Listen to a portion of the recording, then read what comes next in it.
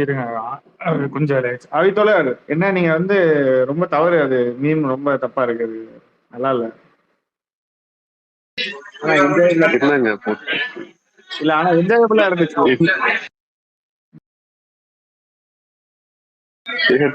நான் வந்து யாரோட பேரையும் குறிப்பிடலைங்க. அது உங்களுக்கு ஏதாவது தோணிடுச்சுன்னா, வாழ்ந்து முடிந்த ஏதாவது நபரோட இது இருந்ததுன்னா அதுக்கு நம்ம கம்பெனி பொறுப்பே தெரியாது.